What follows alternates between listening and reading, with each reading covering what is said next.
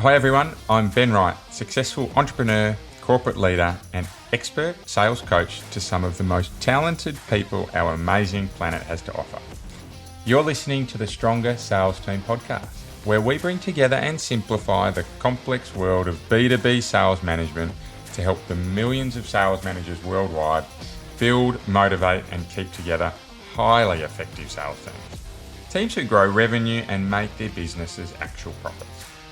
Along the journey, we also provide great insights and actionable steps to managing your personal health. A happy and productive you is not only better for your teams, but everyone around you. So if you're an ambitious sales leader who wants to build the highest performing and engaged teams, Stronger Sales Teams is right where you need to be. Welcome back to Stronger Sales Teams, the place where we provide real-world and practical advice to help you develop your super-powered B2B sales teams. Today is a series, or the first in a series of podcasts that I've really been looking forward to. Because for me, there's few more important building blocks to an organization's success than essentially the performance of their sales team. And there's this quote that I have looked at and have always struggled to comprehend it. And that's that, why are only 52% of sales leaders confident that they have a good understanding of what good looks like for their sales roles? Now, I had to read that because you really want to get it right, but it's a quote that published out of Korn Ferry. And for me, when there's such importance in the success of your sales team, why only half of the sales leaders around the world are confident that they actually know what good performance or good results or good engagement look like for their sales roles really staggers me. But once you sit back and you have a think about it, the answer is actually quite simple for me. And that's that salespeople have such a huge depth and range of skills, like building relationships, like thinking on their feet, like being compelling or being able to influence people, being able to challenge a customer to think differently about their process, being able to work with numbers, showing resilience, showing persistence, engaging a plan B or a plan C or a plan D when the first strategy doesn't land, or being technically proficient, or negotiating, learning when they can and in essence when they will negotiate. And even things like understanding that there's multiple decision makers in a deal process or influence, or even multiple decision makers internally that they need to influence. So with such a huge depth of skills, this is a really difficult bunch of people to lead. Because these type of skills and this engagement levels, they naturally lend themselves to people with higher IQs, of course. And these people, and even if it's higher EQ on top of that IQ, these people are wanting to be involved in, or us people are wanting to be involved in team strategies, in day-to-day operations, having a say in the direction that an organization, or at the very least a department, moves in. So the complexity to leading these types of teams is very difficult. So it makes sense to me why 48% of sales leaders actually aren't confident that they have an understanding of what good looks like for their team, because it's quite difficult and complex to master. Of course, that means that sales leader role, it is so critical to the performance of an organization. So being able to get this right, those sales leaders who can actually nail what good looks like in their teams, that can actually build a process that leads to a high-performing team, they are the types of leaders that succeed. So how do we build that environment? So that environment of performance without stifling creativity or reducing engagement, or even taking away the ability for people's individual approaches to shine. For me, that comes down to what we're talking about today. And it's all about responsibility, so building responsibility into teams, and accountability to our systems and processes. Responsibility, that's if you look at someone like a John Whitmore's learning, that's all about a positive and proactive approach to our roles, whereas accountability is more of a reactive approach to our systems and processes. So for me, the leaders that can really succeed, and we're going to go through a terrific model in a couple of minutes, but the leaders that can really succeed are all about those who can embrace responsibility and accountability and embed that into their teams. So we're seeing 4 key habits that are consistently driving the success of sales leaders globally. The first one is a sales process. So we've been through this in some of our earlier episodes this year, whether it be 5 steps or 9 steps, but essentially a process around lead generation, meet and greet, needs analysis, quotation and presentation, closing, which often includes negotiations and objection handling, and then the post-sale key account management. Leaders that have that down pat are absolutely starting to build that responsibility, that positive and proactive responsibility into their teams. The second thing we're seeing is that leaders that we work with who embrace essentially 4 key levers for peak performance. Now, they certainly don't note these down as 4 key levers, but we see it really consistently come through their team's performance, that if they can embrace 4 key levers, or essentially 3 key levers, to then get the 4th lever to work, they're really succeeding. And we're going to go through that today. We call it the Team STEP model, but stay with me for a minute and we'll get to it very shortly. The third area, we're seeing people or sales leaders who succeed, the types of process that they're embedding is a very clear, concise, and repeatable measurement model. So we have a 3-box model that we use with our teams. There's lots of different types of measurement models around the world, but those sales leaders that have consistency in measurement and that their teams know what they're measuring, absolutely succeeding in this type of environment. And last but not least, sales leaders who are able to drive responsibility and accountability into their teams, and essentially the 52% of people that know what good looks like for their sales teams, they have a really strong focus on training. So that's a long-term focus on coaching and accountability from that training. So let me go through those 4 again before we get into what we're all about today. Sales leaders that we see succeeding globally, they're building sales processes into their team. They're focusing on 3 leading to a 4th key lever for peak performance. Measurement. They have a measurement tool that's really clear and concise, and they have a long-term focus on training, particularly a training approach that's around coaching. So those that get the above right, they tend to have their high-performing teams follow. And then, of course, things like a great culture, long-term tenure, and high engagement scores tend to come with that as well. Okay, so today I've gone through those 4 areas, those 4 key habits that we consistently see sales leaders who are successful in building high-performing teams achieve. But the second one, I was really loose in that definition, pardon me. And they're those 4 key levers for peak performance. So we've actually built a model around those 4 key levers, and we've been able to pull it together into some areas and essentially present a model around it where sales leaders can thrive. We call it the Team STEP model. I'm really excited. It's a new name for the model, and we've got some great resources coming with it shortly. But essentially, the Team STEP model is all about ensuring that we have a team who's focused on the letters of the word STEP. So the team is focused on S for strategy, T for talent, E for energy, and P for peak performance. So we call it the Team STEP Playbook. So we have a team that's focused on strategy, talent, energy, which delivers peak performance. So how do they all combine together? Well, the strategy, talent, and energy pillars, if we get them right, or levers, they lead to the typical peak performance indicators that we see from teams. High engagement, great close rates, effective movement through the sales cycle, teams that stay together, teams that learn, internal cohesion between businesses, and then the final piece around hitting budgets, particularly revenue, but even more importantly around profit. So if you can get 1 or 2 of those right, we see teams often are successful. So get your strategy right, get your talent right, and we often see that teams are succeeding. But we know that when teams get strategy, talent, and energy right, they almost form an irrepressible team environment that sets them up for that ongoing peak performance. We love it. We think it's an amazing model or an amazing playbook that sales teams should be building, or sales leaders should be building their processes from. And we're going to share it. In fact, we're actually sharing the whole model for free. So we're doing it through the podcast series. There's going to be some great resources that come out with it. And we just think that it's too strong a playbook to keep in the dark. So we can't wait to get it out there. So stick with us. Today, we're going to talk about introducing the model. And then over the next 3 or 4 weeks, we're going to start to look at a real deep dive into strategy, into talent, and then into energy. So let's get into today. So today, we're going to focus on the top end definitions. So let's look at strategy first. Strategy is the one that most teams tend to find a little bit easier because they're quite defined in what they do. It's generally a process that you'll look at once yearly, and you tend to review it half yearly or quarterly. So it's not omnipresent in terms of your day-to-day actions, but it certainly can be embedded in as a system, symbol, and norm of your business. So what does the strategy lever in the Team STEP Playbook include? Well, it includes things, and we'll talk about a couple here, 3 or 4 here, but there's about 18 of them that we've diarised and we've noted really consistently through teams that we work with. But let's look at a couple. They're things like your key target markets, your key target geographies. Who are you going after?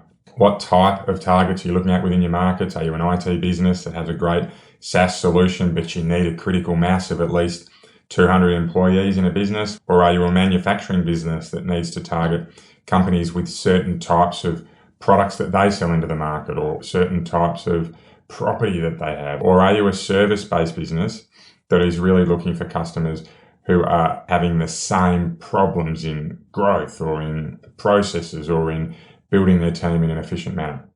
Then there's things like your pricing strategy. So how do we price our products, or how do we price our services? And these are things like whether or not value-based pricing is going to work for you, or if you're building your pricing based off a competitor stack, which, to be frank, often isn't the most successful way, but certainly value-based pricing, or really truly building your pricing up off what the market will bear. Things like a sales process, so important. We've already seen it as one of the 4 key pillars, but it definitely comes in under the strategy. Your sales technology stack. So this is beyond the quoting and marketing tools and includes your key technology enablers like video messaging software, or those type of technology levers that are really important in delivering your product or service. And then the strategy part of the Team STEP Playbook even goes as far to talk about things like your communication templates. So where do you have predefined templates that we use with our teams to make sure that they get a consistent message across to customers? So things as simple as email templates, but all the way through to more advanced quoting tools. So Team STEP Playbook, part 1 of S is strategy. Part 2, we're moving into talent. Talent generally also makes sense. It's the skills and capabilities that you have within your team.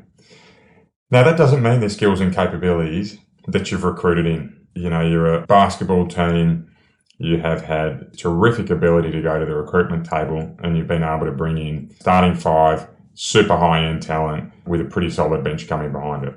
Doesn't tend to happen, right? This is the talent that's partially recruited, it's partially developed within your business, and often you'll find that it has a blend of both that actually drives the most successful teams. So the more experienced team leading the younger team, and some of the energy from the younger team rubbing off on the more experienced team. But for me, talent, it's something you tend to have a monthly program about. So you're not looking at it every day, but you're certainly looking at it more than you'd be looking at, say, your strategic elements of the Team STEP Playbook. So the talent part of Team STEP includes such things as the sales skills that are required in the team. Are they hunters? Are they farmers? Are they inbound? Are they outbound, right?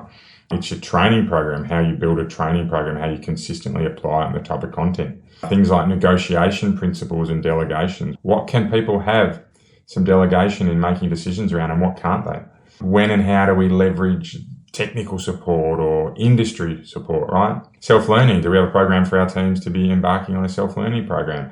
Coaching templates, one-to-one templates, right? The talent piece is all around recruiting and building talent and really fostering it to become a long-term structural key core of your business. And those teams that we see really heavily investing in the talent, so the S of the Team STEP Playbook, we're seeing that's a really key part of their future success. Okay, so Team STEP Playbook, the team's looking at S for strategy and the team's looking at T for talent. E stands for energy. And this is the type of area of the Team STEP Playbook where you are focusing weekly, if not daily. This is all about the cadence of the team, the energy that they bring, how hard they're working, where they're focusing. Is it in the right spot? Are they working efficiently? Right? And it's more than just how they turn up to work. It's more than just the effort they put in. There's a whole combination that brings out energy in a team.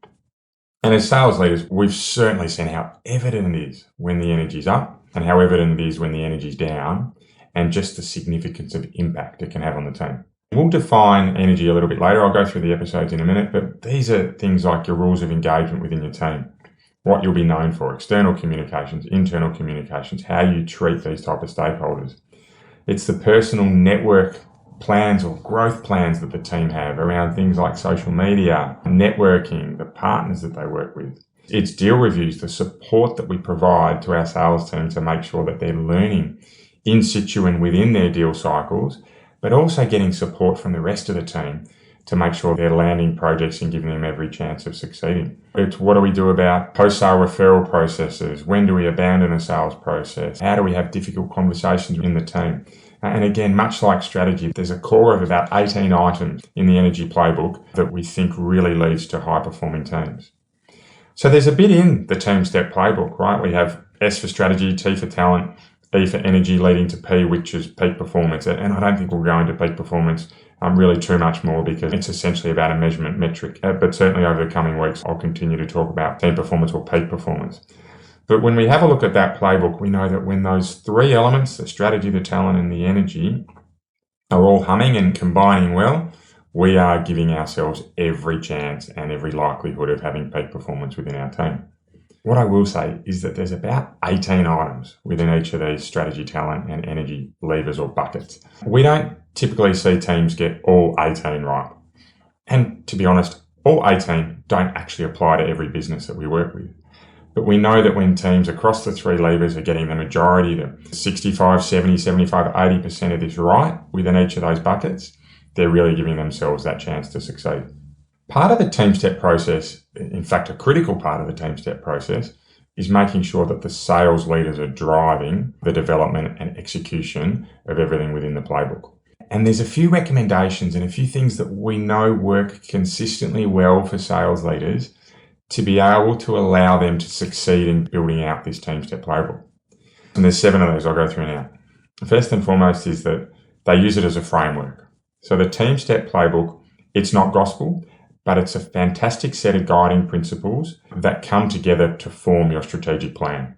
So it's certainly not the Word document or the PowerPoint presentation where you move through section by section. What's our vision? What's our mission? What are we going to be known for? Who are we targeting, right? That often sterile type of strategic planning session that we see teams and we've all been a part of over the years, but it's much more of a dynamic process where we openly from the start talk through with our teams around the levers that will develop peak performance and really build our strategies around it. So they use it as a framework and they really get the team to buy in, right? So importantly, and this is the second part, number 2, is that the team come together to build out the steps in that playbook.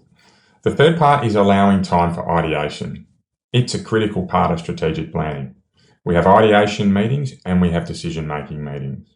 So ideation meetings are those meetings where you don't need to have an end outcome. It's about setting aside the time to let the brain work and to creatively bring together ideas, allow everyone to contribute and really explore what can happen. The decision-making meetings clearly generally come after ideation meetings and are all about making decisions and action items. But the third part of making a great success of this Team STEP Playbook is to allow time for ideation. So number 4 is picking a few key areas from each lever to focus on first. You can't focus on everything, so get a few right, review them, pick another few, get them right, review them, and continue in that circular motion. Number 5, review the playbook quarterly. Make it lots of fun, and we see teams really engaging in this review process rather than seeing it as that chore. Number 6, build a metric that you can measure your team off consistently. So it's a metric that's simple enough for everyone to sign up to, but broad enough that it encompasses what you're trying to achieve. After this series, so once we get through the Team STEP Playbook, we have a terrific measurement model that we're going to run through. Super simple, but clinical in indicating how your team's performing. Last but not least, number 7, give yourself some room to get it right. Right? Give yourself some room and some understanding that you're unlikely to have everything tied up in a beautiful bow. If you can get to 70-75% achievement across the playbook without excluding some of your key items like sales processes and so forth, then you'll be well on your way. I think you'll really set yourself up to succeed. So to make life easy, we're actually launching a resource that you're able to download. Well, of course, we'll have the session notes from this podcast, but we've actually got a beautiful editable playbook that our podcast listeners can download for free that you'll be able to get your hands on at the end of this podcast series. So we'll keep reminding you, we won't forget, but don't worry too much if you haven't been able to take everything down that we've gone through. Okay, so time to take a breath. That was another episode with a lot of information in there. So as I said a minute ago, if you couldn't get everything down, jump onto the show notes in your own time. They're also on the website, www.strongersalesteams.com. And even more importantly, if you actually download it from the podcast notes and you get your hands on our free resource, but you still want a little bit more help, please feel free to book in a discovery call with us. All the information that we're sharing on the podcast, it's about the what do we need to do, but of course, during discovery calls, we're happy to dive a lot deeper into the how. The first call's free, so contact us through the website or DM me directly and we'll be able to set them up for you. So over the next month or so, we're going to dive deeper into each of these 3 levers of the Team STEP Playbook. So peak performance being the 4th lever in the outcome, we're going to dive into the Team STEP strategy, talent, and energy parts of the playbook. Once that's completed, we'll have a free how-to guide that'll go into the detail of this Team STEP Playbook. So it'll be a really handy piece for you to use within your team. It will be editable so you can get out and use it practically within your team. If you want to be on the list for when it gets launched, just DM me Team STEP on any of the social platforms. We're on all of them. I think you've heard before. We're on LinkedIn, we're on Instagram, we're on TikTok. You can get us all through the website. But flick that across now if you want to be on the list for when it comes out and we'll get it straight to you. But importantly, before we finish up today, health and fitness. It's on every podcast. I'd like to make sure that we can give a tip for people, no matter how small it is. But today's a fantastic piece of advice I was given about 5 years ago. And I was provided this advice when I was really struggling.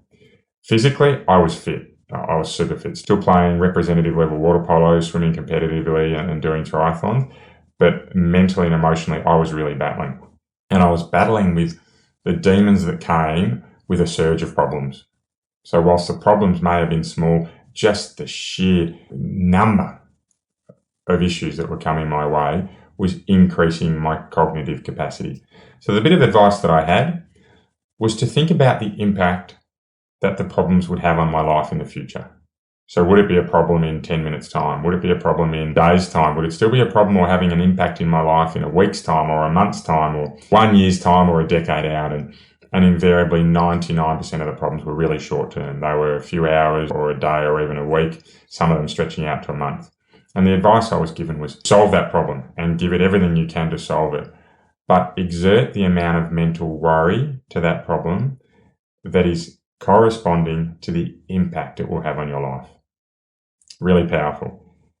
Give it the energy, not the energy to solve, but the energy and time and space in your head that matches the impact it will have on your life. So if it's a small problem, small worries. And that really helped me. It didn't solve all my problems, but I found myself regularly pulling myself up from putting too much emotional energy into problems that didn't deserve it. So nice little tip. It's called the sphere of influence. Look it up, see what you can find online, but I love using it. I still use it today. So that's it. We've gone through the first part of the Team STEP Playbook.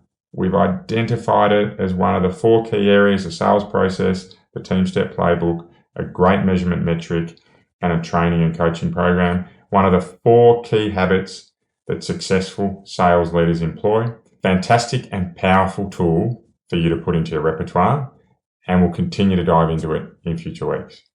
But until next time, keep living in a world of possibility and you'll be amazed by what you can achieve. Thanks, everyone.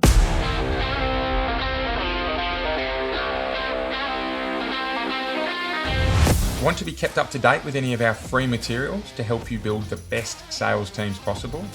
Well, the easiest way you can do so is to follow us on your favourite social media channel.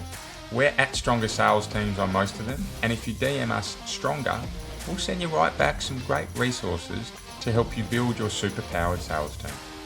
If you'd like a little more help, please get in touch directly and book a free discovery call with me. I run a limited number of these sessions and they're free for my podcast listeners. I'd love to help you out.